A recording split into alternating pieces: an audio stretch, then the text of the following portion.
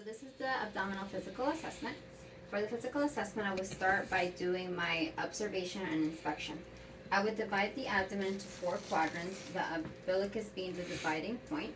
I would look and inspect the general contour of the abdomen, look for any discoloration, any asymmetry, mass on one side versus the other. I would look at the umbilicus for the level of hygiene. I would look for any protruding vessels. I would look to see if it's distended, and maybe there might be some movement from the physical peristalsis. For auscultation, I would have my stethoscope and I would use the diaphragm and place it on the abdomen with gentle pressure, and I would listen in all 4 quadrants until I hear some sort of bowel sound. Bowel sounds can either be absent, hypoactive, normal active, or hyperactive. Next, I would listen for vascular sounds. Vascular sounds, I would listen to see if there's any bruits or stenosis. The aorta is located at the midline of the abdomen, then it bifurcates over at the umbilicus line. So for the aorta, I would listen down for any bruits or stenosis. When it bifurcates, it goes over to the iliacs, which are in their side of the umbilicus, so I would listen here as well. Then for the renal, I would have to reach over the patient and I would listen to the side for any, for the renal arteries. Okay. Next would be percussion. For percussion, I would do a general percussion in all 4 quadrants, and what I would expect to hear is timpani.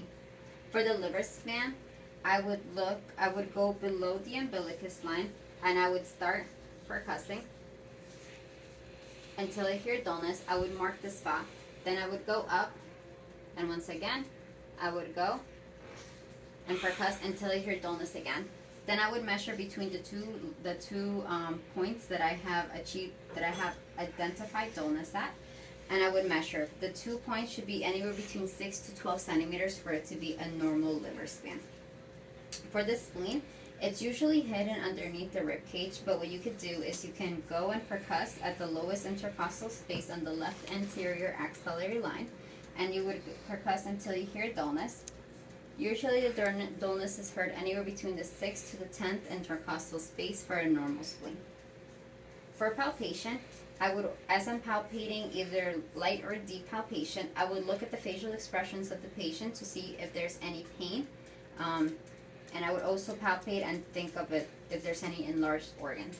For light palpation, I would use one hand with soft circular motions. I would start at one point and make my way over.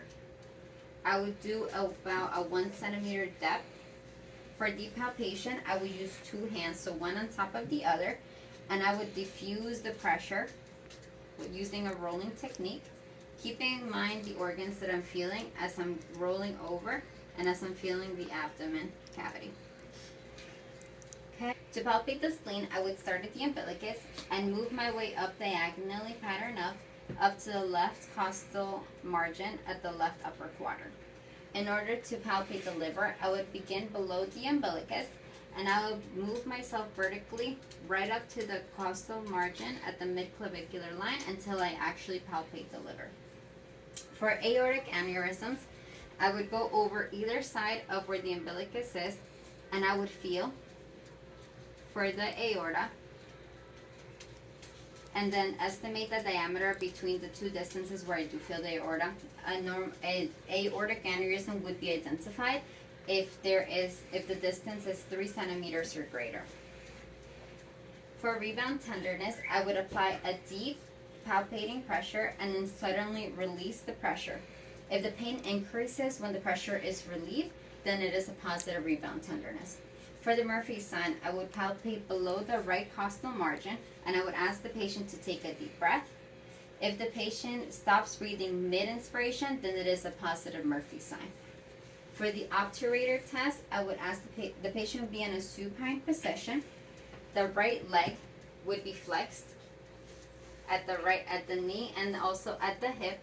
Then I would put my hand underneath the knee, and then I would put underneath the ankle, and I would rotate externally and internally. If the patient verbalizes any pain in the hypogastric area, then the appendix has ruptured and the patient has This is the musculoskeletal and the neuro part of the physical assessment. I would start off by doing a mental status for my neuro assessment. I would note the general appearance of the patient, his affect, the voice, speech content, memory, logic to what he's saying, has judgment, note the speech patterns as well. Then I would go on to check the cranial nerves. I would start off with cranial nerve number 1, which is the olfactory nerve. I would ask the patient to identify a strong odor by closing one nostril at a time and assessing each side. Next, I would go on to cranial nerve number 2, which is the optic nerve. For this, I would use the handheld Snellen test. So I would hold it at about an arm's length of the patient, and I would ask him to please read the lowest line. LTFPH. So that is a 20/20 vision on the left eye. Then he would cover the other eye. Read it backwards. HPFTO. Okay, so that is a 20/20 vision on the right eye. For cranial nerve number 3, it is oculomotor nerve. Cranial nerve number 4 is the trochlear nerve, and cranial nerve number 6 is the abducens nerve. For these nerves, I would assess them as such. First, I would do the 6 cranial nerve field. So I would ask the patient to follow my finger with only his eyes, not with his head, as I move it each time through the 6 cranial fields. Okay. Next, I would take my pen light and I would assess the size and the shape of the pupils of the patient to make sure that they're even bilaterally. Next, I would look at the level of the eyelids, eyelid elevation. Next, I would assess for doll's eyes, which is when his eyes are fixed, when he's moving his head back and forth. So move your head back and forth. So for this, the patient keeps his eyes at the opposite direction as the movement of the head. For cranial nerve number 6, it is the trigeminal nerve. So I would sense for sensation of the forehead, cheeks, and jaw. I would do light touch, pain, superficial pain, and I would also test for temperature changes. So for example, for the light touch, I could take like a piece of gauze and I would put it on his forehead. Can you feel that? Feel the cheeks and the jaw. And I would do the same for the pain, for superficial pain, and also for the temperature. I would assess the same fields of the face. Next, I would palpate the masseter and temporal muscles. I would ask the patient to clench down his teeth, and then I would push back with resistance, and I would check the resistance bilaterally, make sure they are symmetrical. Next, I would assess the patient's ability to chew, and if he's able to chew, then that's good. Cranial nerve number 7 is the facial nerve. For this, I would ask the patient to please raise his eyebrows. I would ask the patient to frown. Next is cranial nerve number 7. For this is the facial nerve, so I would ask the patient to please raise his eyebrows. Next is cranial nerve number 7, which is the facial nerve. For this, I would ask the patient to raise his eyebrows, frown. One. Next is cranial nerve number 7. This is facial nerve. So I would ask the patient to please raise his eyebrows, to frown, to smile, to open his eyes against resistance. I would note for symmetry and facial symmetry of the facial muscles. For cranial nerve number 8, it is the vestibulocochlear nerve. I would assess for the patient's hearing acuity. So then, can you hear this? Okay, can you hear this? Okay. And then I would also assess for any vertigo, if there is any nausea or anxiety being felt by the patient at this time too. Cranial nerve number 9 and 10 is the glossopharyngeal and vagus nerve. So I would ask the patient to say ah. I would observe for the rise of the palatal arch. I would stroke, and then in order to look for the gag reflex, I would get a tongue blade and I would stroke the back of the throat, and I would make sure that there is a positive gag reflex present. I would also evaluate the speech for nasal quality, hoarseness, and articulation. I would assess for the patient's ability to swallow a small amount of water and observe for any oral secretions happening at this time too. Cranial nerve number 11 is the spinal accessory nerve. So for this, I would inspect the sternocleidomastoid and trapezius muscle for size and symmetry bilaterally. I would ask the patient to turn his head to the one side, so turn your face, just your head this way, okay, and then turn it back midline towards me against resistance. Then I would do the same, now turn back, okay. So we check for resistance and make sure the resistance is equal bilaterally. I would ask the patient to push his forehead against my hand. Look for the strength he has for that. And finally, for cranial nerve number 12, which is the hypoglossal nerve. I would ask the patient to stick his tongue out. Okay, move it from one side to the other. Now put your tongue back inside your mouth, and then push with your tongue against the cheek. Perfect. The other way. And I would assess to make sure that the strength is equal bilaterally there as well. I would also ask the patient to repeat a lingual sound like la. Okay, that's also part of the cranial nerve number 12. The following portion of the exam is the motor function. For this, I would inspect and look at the size and contour of the muscles, looking for any atrophy, asymmetry, and joint malalignment. I would also know for any involuntary movements. For palpation, I will palpate the muscles for any tenderness or spasm, assessing the muscle strength, muscle tone, looking to see if there's any rigidity or spasticity or any hypotonia elicited by any passive motion that is done. The next portion of the exam is the cerebral function. For this, I would check the balance and the gait. So I would ask the patient to go from a sitting to a standing position and walk normally across the room. Then he would walk back on his tippy toes. Then he would walk the other way on his heels. Okay. Then he would walk backwards. So the gait is steady. Then he would step to the left. Okay, and then step over to the right. Then I would ask him to please take a few steps forward with his eyes closed. Okay. And then I would ask him to open his eyes and then hop in one place with one foot and then switch to the other foot. Okay. For the Romberg test, I would ask the patient to please keep his feet together. Okay, and see if there's any swaying happening. Then we'll ask him to, that's done with the eyes open. Then I'll ask him to close his eyes. Okay, still standing, and see if there's any swaying, so no swaying's happening. Then for the pronator drift, I would ask the patient to stand, open his eyes are open, extend his arms with his palms up, okay, and then see if there's an unsteady gait, which there isn't. Okay. For coordination, I would ask the patient to take a seat.